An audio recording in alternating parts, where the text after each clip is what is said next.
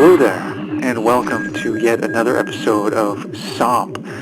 It's a glorious SOMP Saturday today. Thank you for joining us from wherever you're joining us from the galaxy.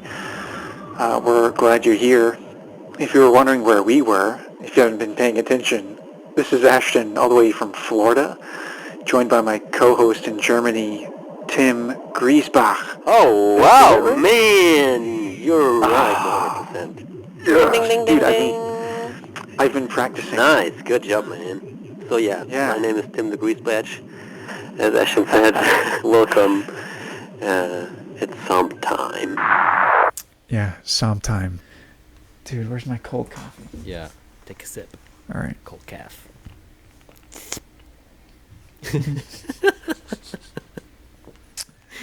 Got some high fidelity slurping.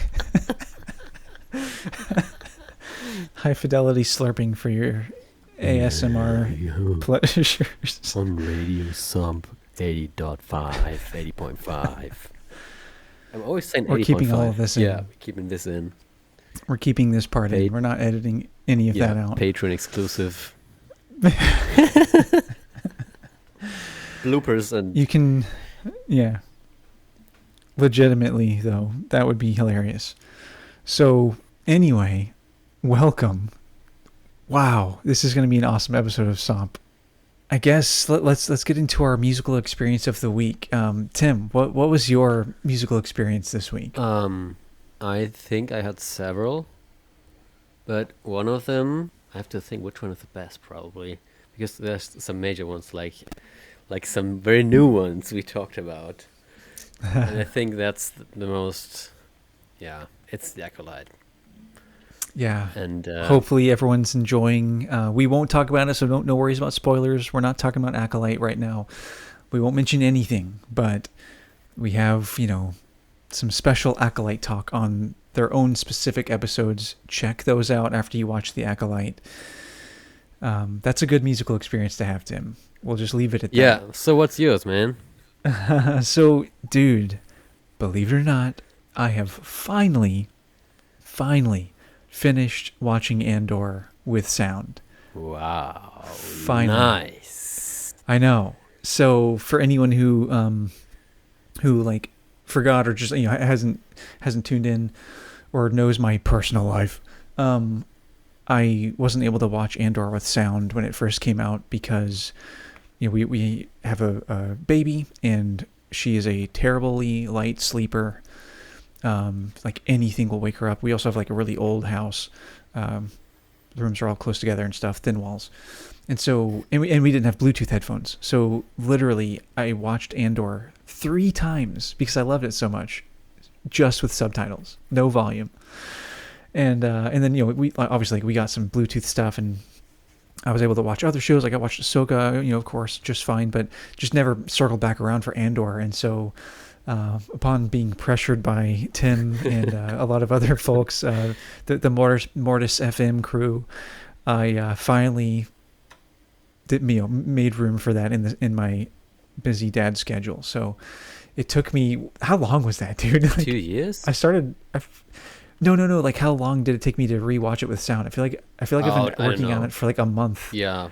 I don't know. It's been like a month. But yeah, I don't know. Yeah. About a month time to like watch it all. So it's very magical for our podcast to have this valuable experience right after you've seen it for the first time with sound, man. Yeah, that's like, great.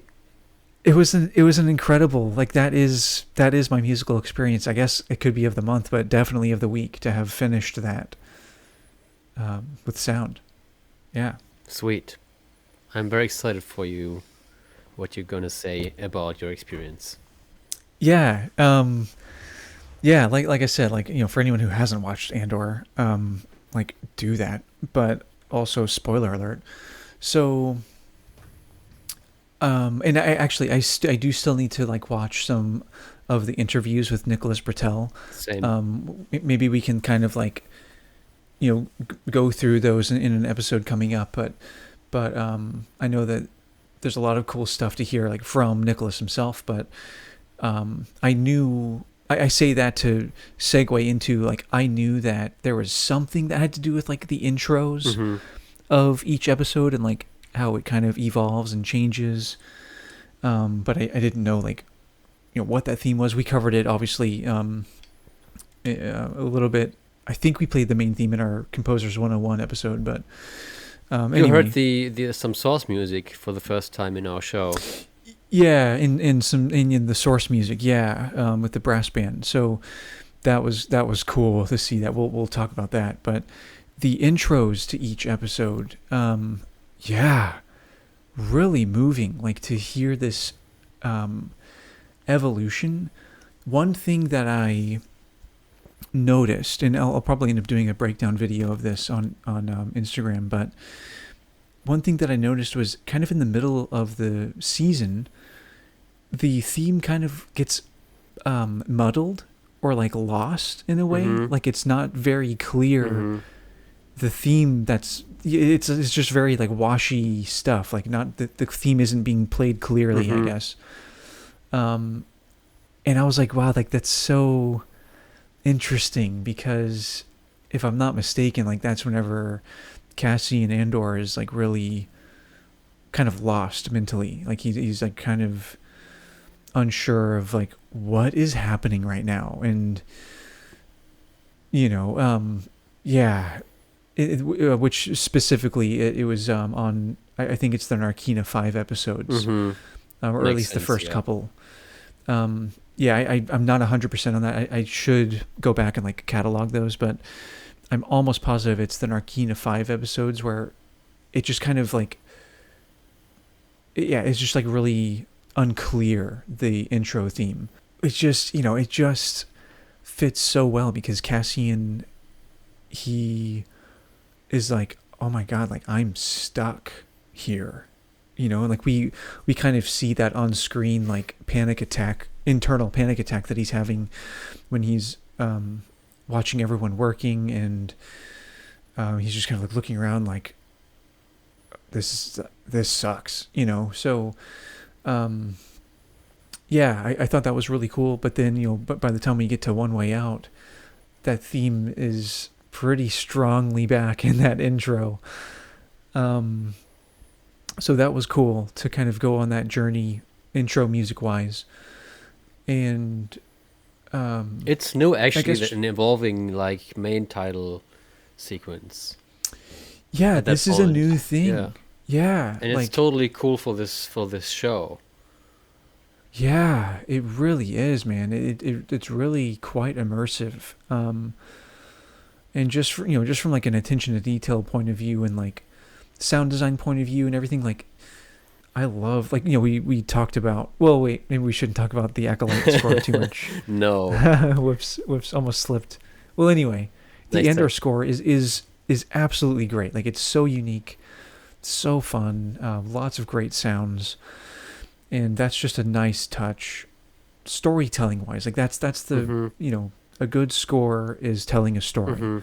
So, yeah, that's just Nicholas Patel once again, fantastic. So, yeah, that was really a huge takeaway for me. I really love that the intro for the very last episode, spoiler alert, is that brass band cue.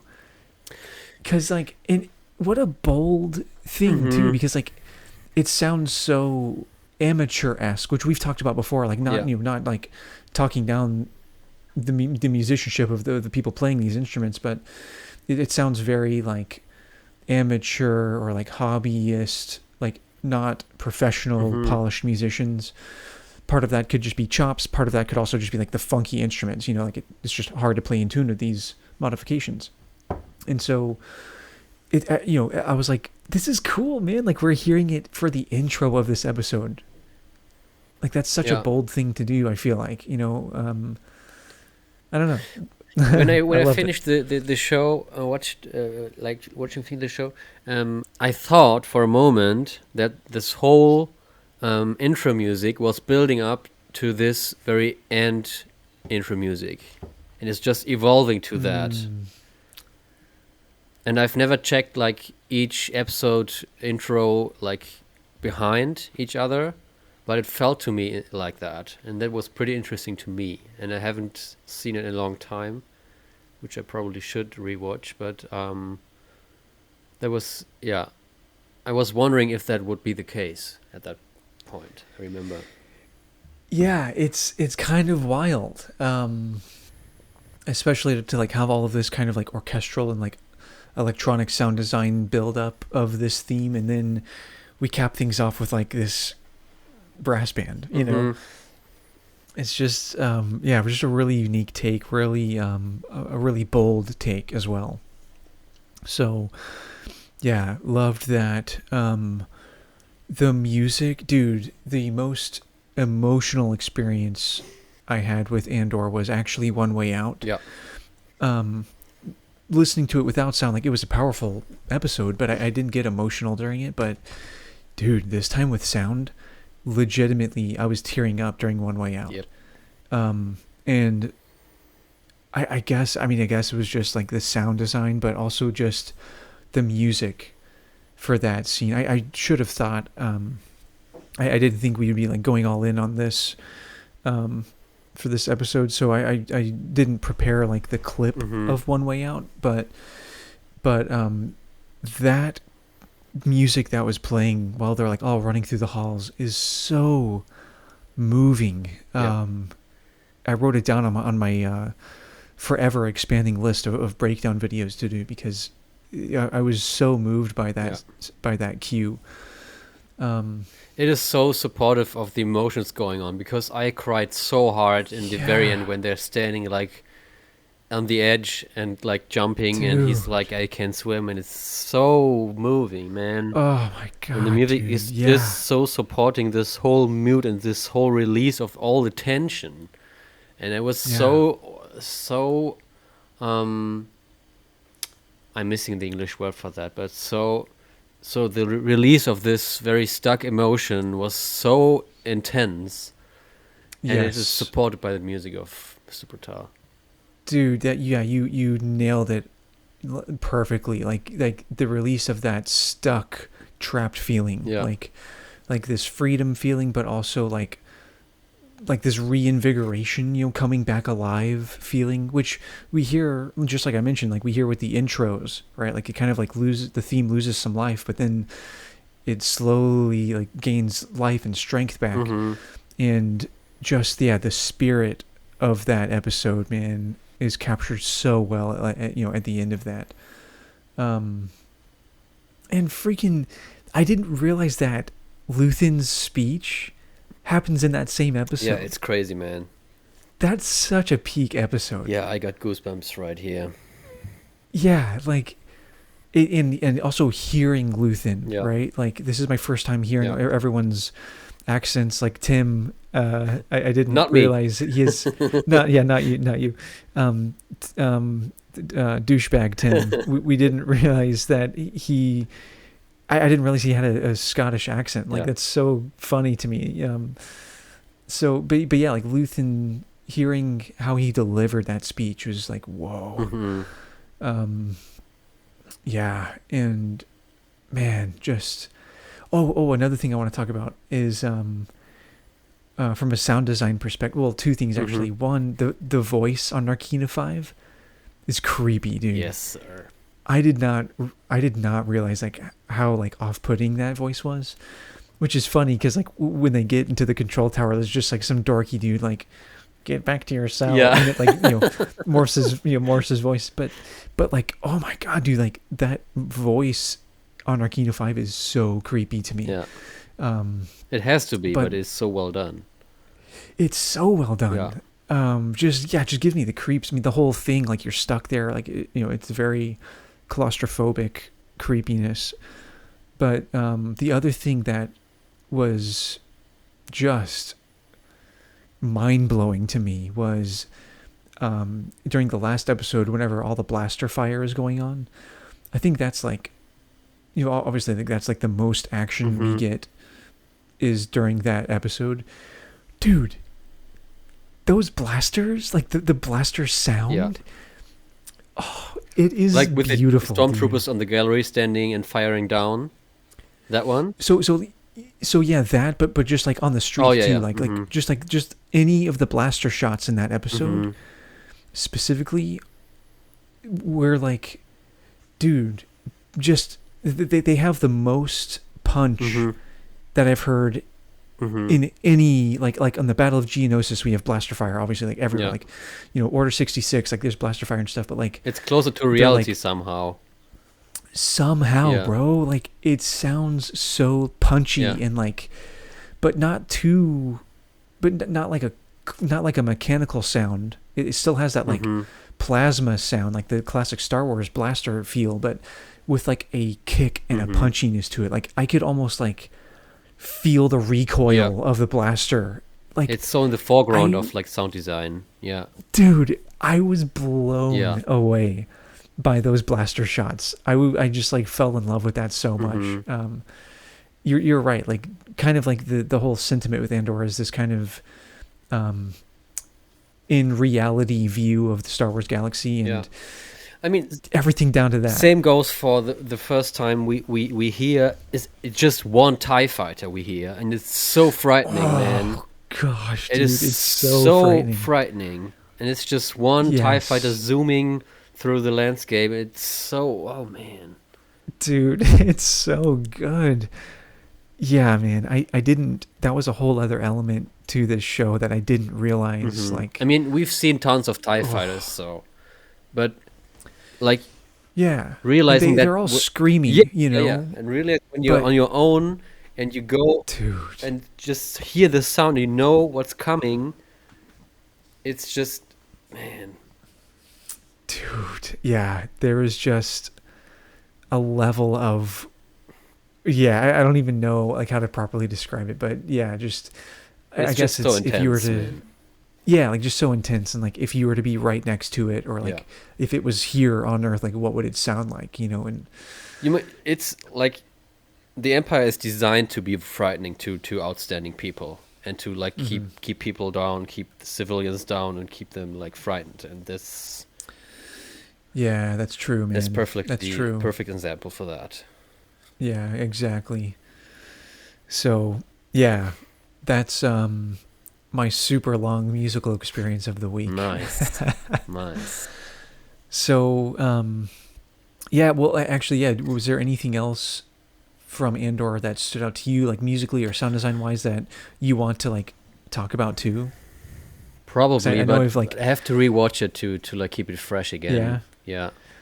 Honestly, I'm so excited to rewatch it. I mean, now that Acolyte's out, like it's hard to like fit in anything else in free time, but I'm so excited to watch it again with sound. Yeah. I mean, I said it in an earlier episode, but this, what's it called? The bell guy with the headphones. Yeah. I like this guy so much, and I need to do a costume of him to like play him, because he's so into what he's doing, and the sound of this bell is so cool. And as well as I said in an earlier episode, this did I say it? I probably said it. The sound, this clicking sound they do on Ferrix when there is like something going on. Yeah, dude. Which is taken from real life. Actually, I read, I think, from like Great Britain. Anyway, in Great Britain. Yeah, you mentioned that. It's such a cool element, like having this particular rhythm as a source rhythm of Star Wars. It's pretty cool. Yeah, you're right. Like it is a very specific and unique rhythm. Yeah, dude, the bells, the very first time that we hear the bells in like episode 1 or 2, whatever, I think it's episode 1, they are like, there is like a chord progression that sounds with them, like hit with the other hand and then hit at the same time. It's like there's like a 3 chord progression happening with it, and it doesn't repeat exactly sounding like that first episode during the season until the very end, when he's just kind of like hammering on it while like, so yeah, that was interesting. I need to go back and watch it, dude. There's so much. There's so much, yeah. Oh, there's so much. But we're good for now, I think. Yeah, we're good for now.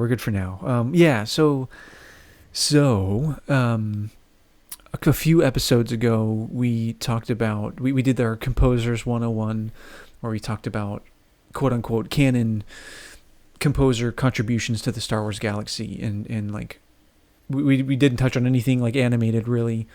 Well, no, we did. Sorry, I'm thinking of source music. Yeah, we touched on like the Clone Wars and stuff. So, but we didn't touch on Legends stuff, and there's a lot, and so what Tim and I figured we could do, and please like anyone, like let us know if you want more of this.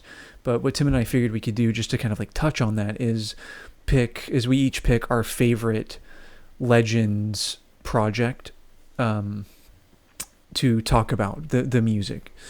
So yeah, so we each picked one. Mm-hmm. I picked Star Wars Bounty Hunter. That was that PS2 game. Sweet. Well, I think it was on a bunch of other consoles too, but I played it on PS2, and yeah, the Jango Fett game. And Tim, what did you pick? I picked Rogue Squadron, which was out on Nintendo 64 and like PC. For a certain reason, because I probably should have picked Knights of the Old Republic, but this would be in like another whole episode because it is so so special. True. But yeah, that was one game that. So Rogue Squadron is a game that I like very much, and I loved it to play it back then. So I haven't played the game you picked. Shame on me, man. I need to go and get it. So that's funny because I haven't played the game you picked. Oh, I just looked it up. Sweet. Okay. So this is fun, man. We'll both have some fresh experiences. Sweet. So do you want to go first? During this? I can, yeah, I can. I hope I don't take too much time because there's a lot I want to talk about. But, so the main thing I want to talk about really is just the main theme for this Bounty Hunter game. There's a lot of other stuff I could talk about, but like whatever, like there's a lot of John Williams cues in there and stuff. But do you want to set the mood first for the game? Yeah. Well, you mean like describe the game? Yeah. So like short plot summary, not. Actually, yeah. Since you haven't, well, spoiler alert. Do you mind or just go ahead, man? Yeah, cool. So, dude, this was literally, I think it still is actually my favorite Star Wars game. So it's a first-person game. You're playing as Jango. Sweet. Yes, and it's kind of a Jango origin story-ish kind of game. Like you start well before Attack of the Clones, and basically you are known as like a formidable fighter and bounty hunter and stuff, and anyway, like you're doing these like side like odd jobs, and you eventually get a message from Count Dooku. No way. Yes, with a proposal to if you can prove yourself, but by like doing these certain things, you yeah, like Count Dooku has his eyes on you to be the candidate, for this clone project, and goes into specifics, and it's money, and like Jango needs money right now, and okay, I see all this and stuff. Then you go and do missions, etc. And then you have like your missions and stuff, and but like there's this other bounty hunter who's after you, and like you have to stuff prove is hitting yourself. the fan. Yeah, and I mean, the whole thing with that is proving yourself, but it goes to some crazy places. Like you. I'm sorry. accurate vibe for this. So yeah, like dude, it's so sick. Like he doesn't have the slave one yet. Oh, sweet. But you find out where he gets the slave one. But Ashton, you mean Jango Fett's starship, don't you? Oh, right. They changed the name. No, they tried to do, but they will never. No, not successful. One, yeah.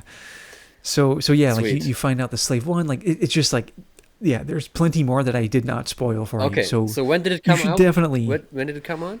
Oh, good question. I'm already hooked, man. So I need to get. Dude, oh my god. It will probably so be on good. Xbox as well because I played Xbox. Oh, maybe it's an exclusive, and that's why I didn't play it. It's possible. In this time, I actually played every Star Wars game that was coming out for the console I had, or the platform. Yeah. So it looks like it looks like they did re-release it actually for new gen consoles. You find it on PlayStation Store probably. Yeah, I've seen it. Yeah, dude, you should absolutely play it. It's so I'm good. gonna play it tonight, probably. Bro, yes. It came out in 2002, so that's cool. Okay, I see. Yeah. So like Attack of the dude. Clones era, right?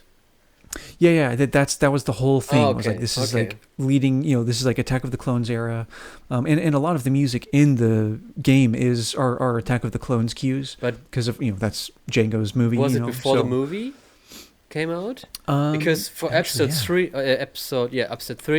there was a game for episode 3, and it came out before the movie came out, and were original like movie cutscenes from the movie in this game. So. No, actually, this came out after. Attack of the Clones came out May 16th, 2002, and Bounty Hunter came out November 2002. Oh, I see. So Christmas. Yeah, so pretty hype. Like, sweet. Yeah. Pretty hype, dude. Like, that timeline's nice. Yeah, definitely, yeah, my favorite. But the main theme for this game was written by Jeremy Soule, is his name. Jeremy Soule is the one who wrote the music for the first Knights of the Old Republic game. He also wrote the music for... Oh, yeah, sweet.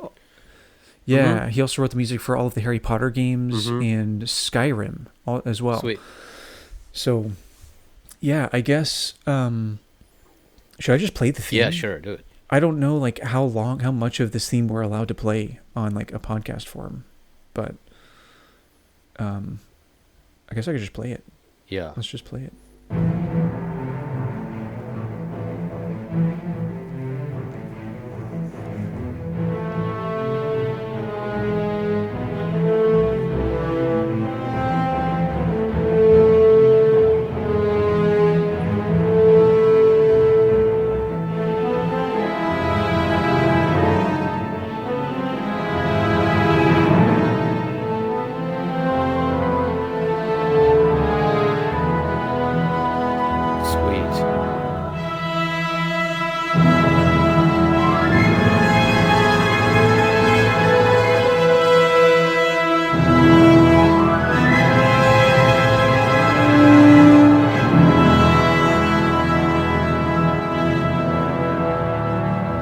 Man, this is cool stuff for a video game. What's going on, man? Like, I have goosebumps. Wow. Like still to this day I get goosebumps from this theme. It is so sick, right? It is so good. And it's so good. And like that's it. And then like that just loops. Like if you're on the main title screen or whatever, like that just loops over and over. It's a perfect loop.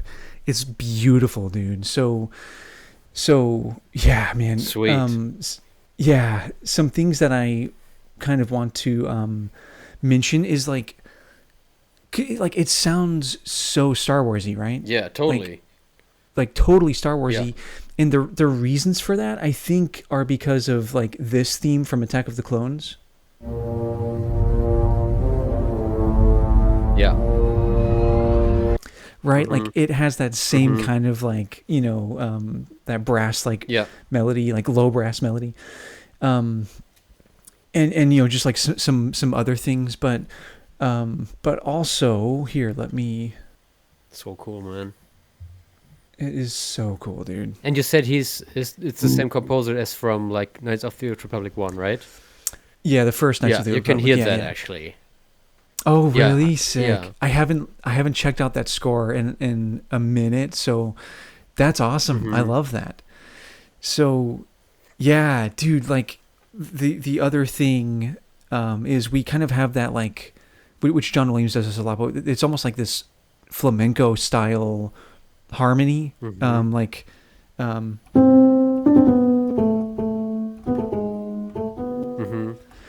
like that kind of thing.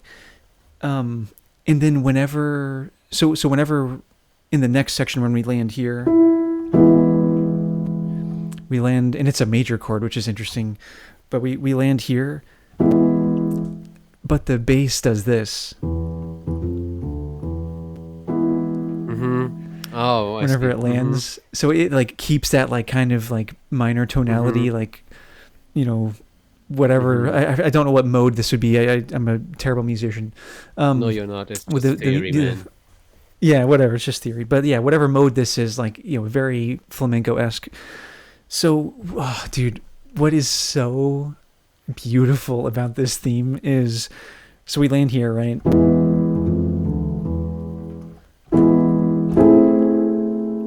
And then we land on that minor major 7 chord, which is, so we have a minor chord with the major 7 on top.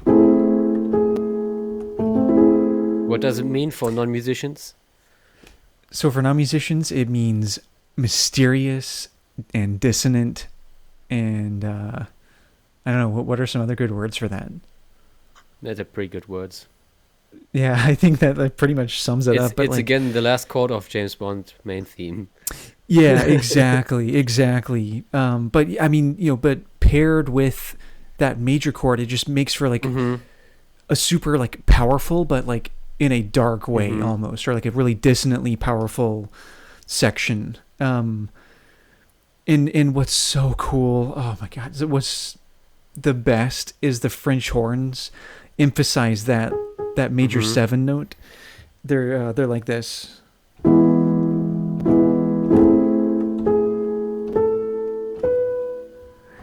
And then they stay there for the next go around, you know. And then whenever this repeats again, they instead of emphasizing the major 7 up here, they emphasize this. So they like jump down an octave and like do another walk up. But dude, I just love it so much.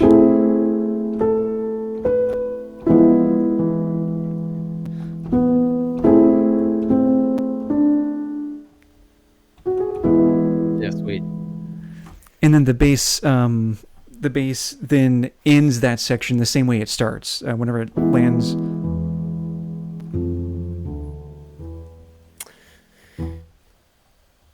It's such an interesting choice because right? Because it's about a bounty hunter.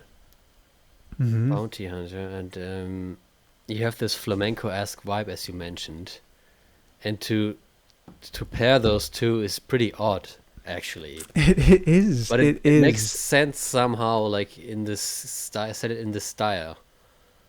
Yeah, it just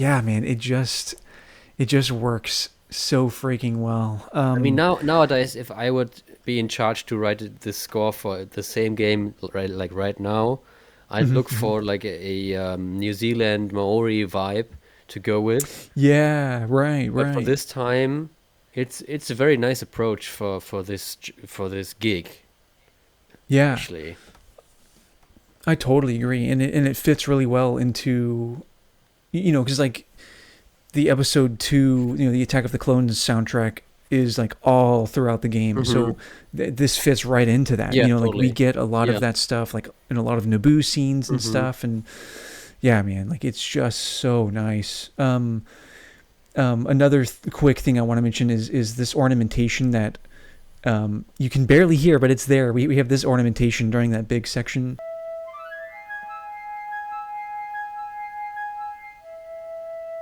And then they change. Oh, okay, I see. Yeah, which is kind of fun because they're basically outlining this augmented shape, just like really just for the non-musician, like just a dissonant shape, which is part of that minor major 7. But then the second time they play this, which is like kind of like resolving it in a way, like as we end it. But so it's anyway, still odd. Because that's what all this minor major chord is about. Because minor chords are coded to like being sad, like right, and quote sad, or can be sad, but are mostly like coded with it. And this major, this fourth note makes it like. I should stop saying like. I know what you mean. They add something new to it, which make the whole chord takes it to a new place somehow. Right. Yeah, totally. Yeah. Yeah. So anyway, that is Cool. enough of me dorking about that one theme from the Bounty Hunter game. I just love it so much. So Sweet. So shall I go on with Rogue Squadron? yeah. Let's do some Rogue Squadron and Okay. yeah. Sweet, because Rogue Squadron, it came out in 1998, just before, after the dark times of, well, we have no more Star Wars, and just before That's the Phantom Menace crazy. releases. Yeah. And before this game came out, was Shadows of the Empire, where you play a smuggler. It's one of Right. those very classic games, and then one of the first levels is the battle on Hoth. Oh, So, and sick. from there it That's goes Rogue Squadron, and we have actually somehow a simulation of like X-wing flying and Y-wing flying and several other ones. And it's you go on missions and you fly on different planets. We know like from the movies, but some we know just from the movies, but we haven't seen them, like Corellia or cool.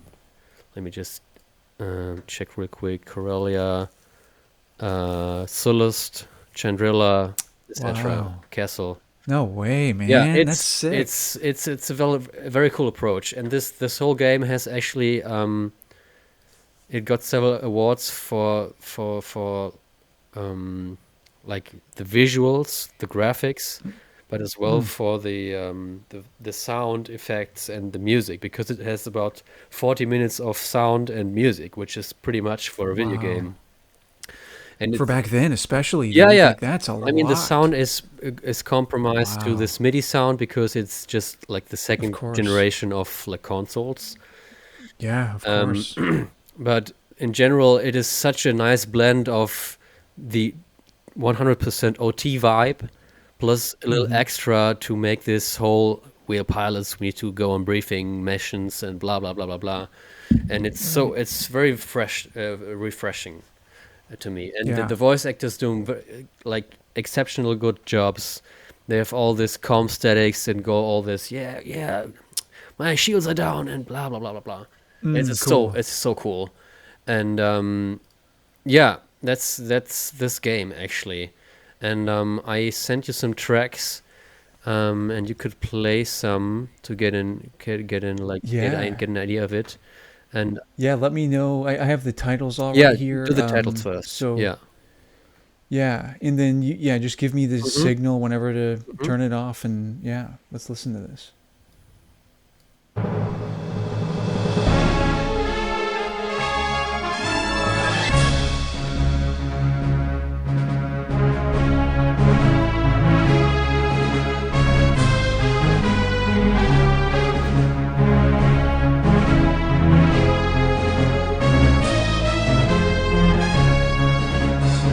Yeah, that's good actually. Cool. Did I mention the composer?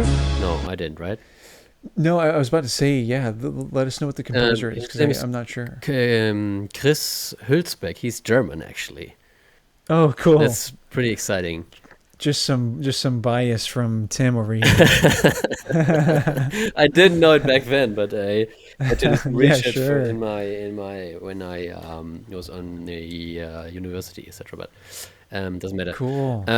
He has done some other Star Wars stuff and some actually very many games, composed very many games. There's a list on the Wikipedia we can link, like Turrican and like several, I don't know, but can be very big ones in this Atari Amiga timeline, and then going from until Wii, PS3, the War of Worlds. Yeah, so he's done a very good job, and he was, as I said, compiling and blending old stuff to new stuff, and we can like let's hear Into the Trap Ooh, as okay. an old one. Sure. Nice.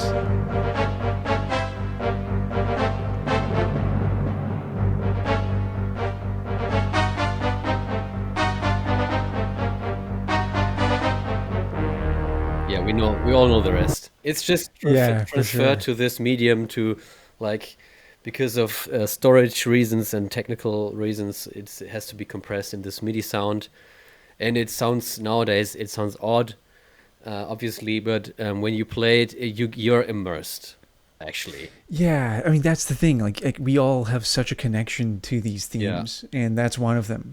So totally, man. Yeah, and I would be so pumped if I heard that come on when I'm Mhm. like flying an A-wing Yeah, or yeah, something. yeah. You Like, can yo, fly so many cool ships, and that's actually, awesome. they have some like some hidden extras, and they Hmm. hid the fact that they placed the Naboo N1 fighter in the game until the movie was out.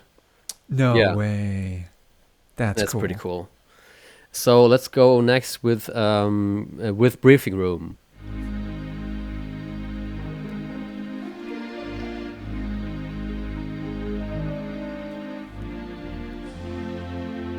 I'm gonna go and talk over this because it's a very good background music, and you can just change, like, you get to choose your next missions, and have a projection of the Mm, missions, and that's the briefing room. that's cool. Yeah, That's and cool. then you go to the hangar, go play the hangar to Sure. choose your starfighter, which is very cool because it has a twist.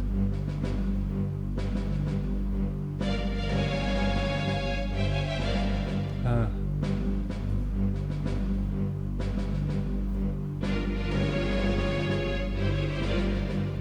So the snare drum is taken from like American marching band music, and it's very fitting in here.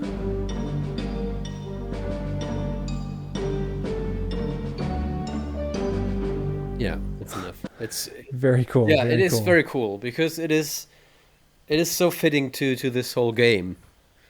Yeah, that almost had like Parade of the Ewoks Yeah, vibes yeah, yeah, with yeah, like the xylophone and like yeah, the yeah. like Exactly. yeah, Yeah, yeah. but that's the Rogue Squadron main title just coming Very cool. in. So yeah, that's probably it for this game, for this sneak peek, and you can go and Well, huh? what's this Tatooine Wastelands one? Yeah, go play it. What's that one?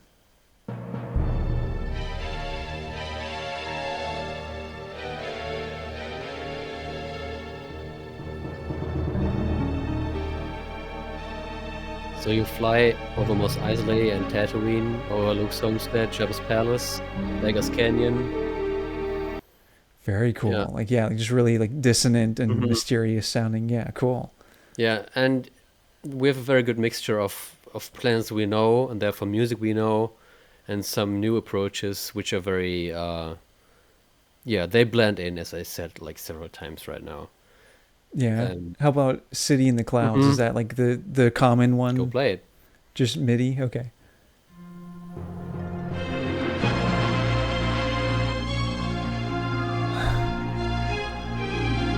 Oh, So cool.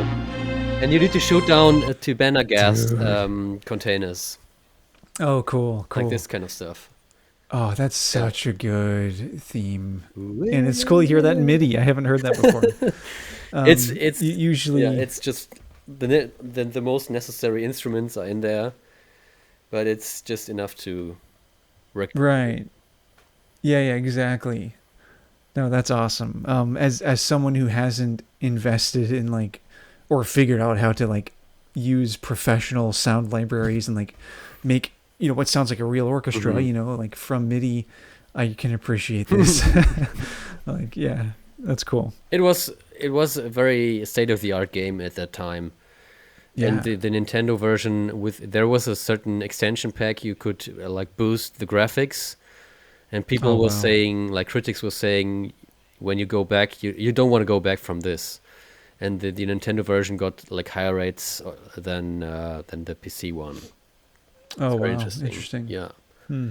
and it had two sequels or three, and I like 10 years ago, 9 years ago, I started to buy like a GameCube and this game to play it finally, and it's a nice series of games.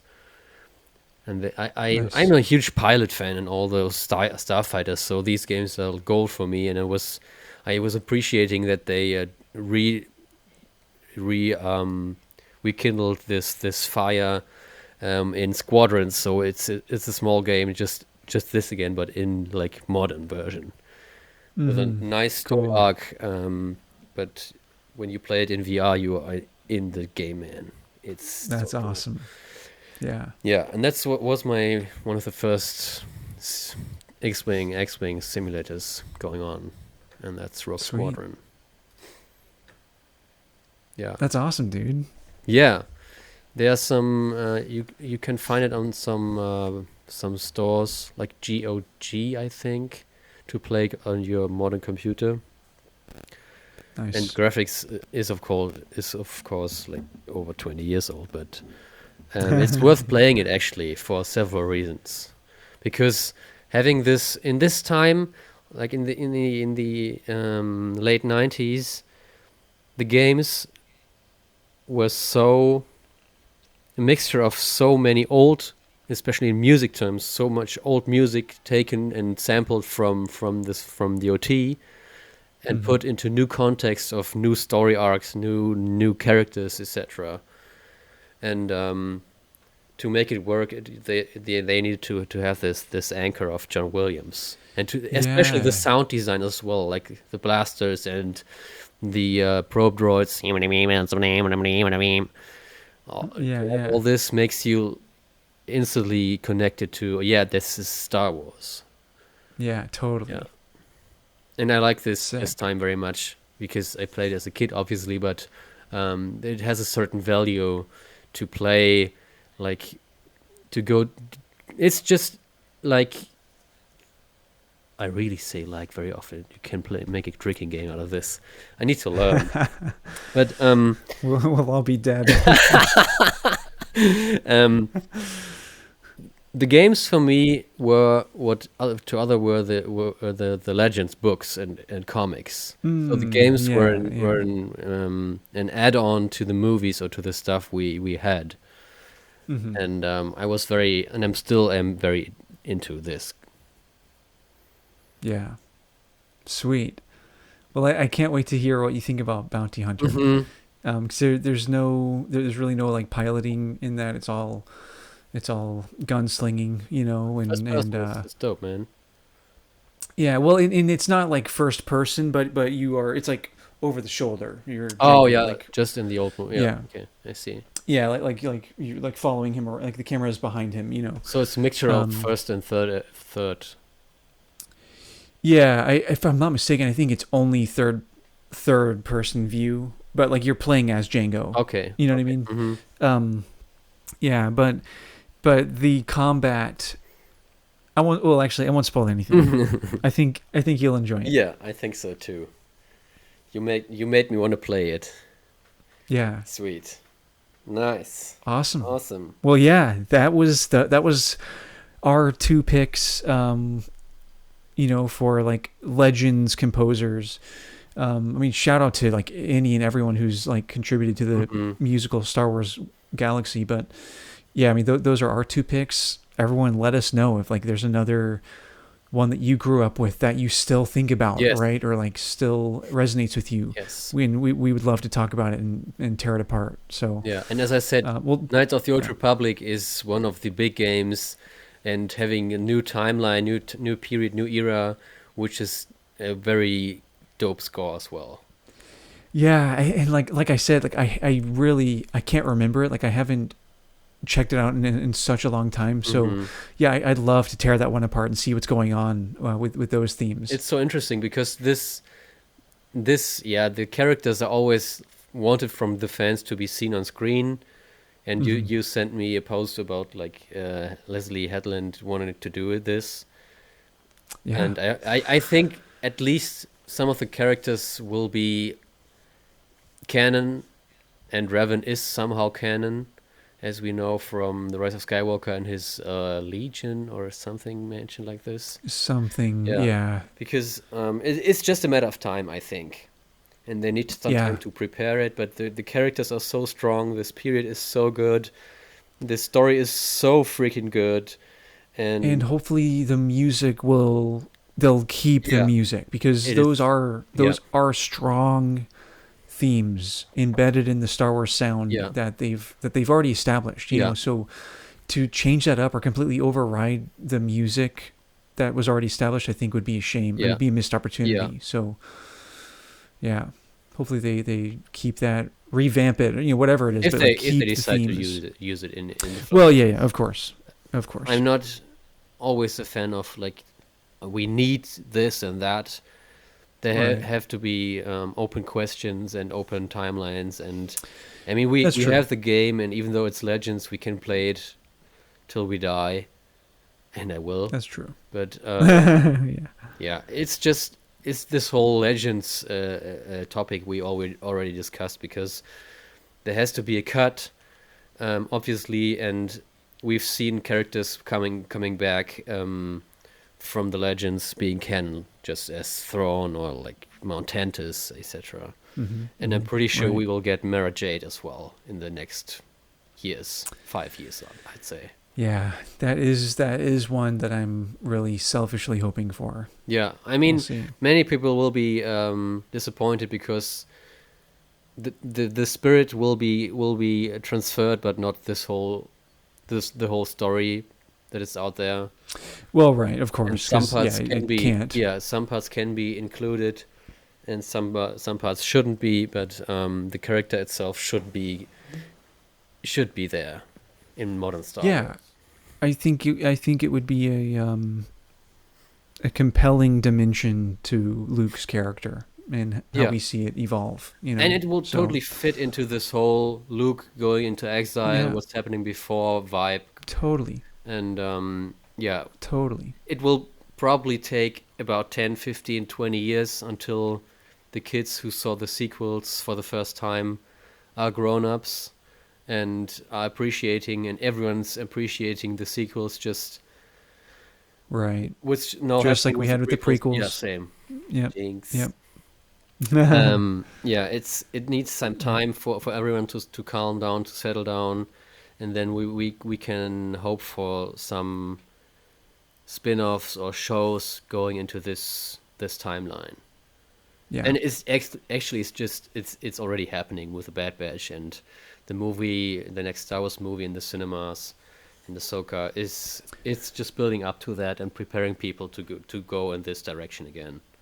That's true, man. Yeah, Filoni and Favreau, all of those cats, that's exactly what they're doing in real time. So it's maybe we can expedite this kind of like healing timeline, if we want to call it that.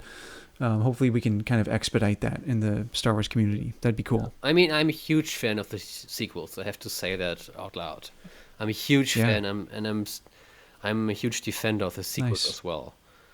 And I think for me, it's just, I always tell people, give it some time, watch it again when you feel ready, and then it is as it is, and some things won't change to you personally, but the movies themselves are so well done and so good that you cannot actually hate them when you're a real true Star Wars fan. Right, that's the thing, man. Like it's Star Wars at the end of the day. Like they're like, for me, they're not my favorites. Yeah. But yeah, like it's Star Wars, and like there are things that I do love about them. I mean, I played Kylo Ren. I was Kylo Ren at Disney for years. Like for real? Yeah. Did you not know that? No. Dude, what? I thought I told you this. No, you've been Kylo Ren at Disneyland? Bro, yes, for years before COVID. Do you know? I have so many questions, man. Oh, okay. Hey, cliffhanger this episode. Cliffhanger. We'll talk about that next episode. Let's open with that next week. How about that? Oh, I can't wait. Yeah. Okay. Hopefully don't get in trouble from Disney for the things that we'll talk about. All the dirty laundry. But, yeah. Sweet. Let's make a cut. Yeah. Thank you for listening, everyone. Thanks you for being with us, for listening to our podcast, for being in touch with us. We appreciate it a lot, and we hope to grow with you. And we're excited for your feedback, for your comments, for your thoughts. Let us know, discuss with us, and just have a good time with us. Yeah. It was a blast as usual. And until next time, may the force be with you. Always. I think you go now. You've been here 4 hours.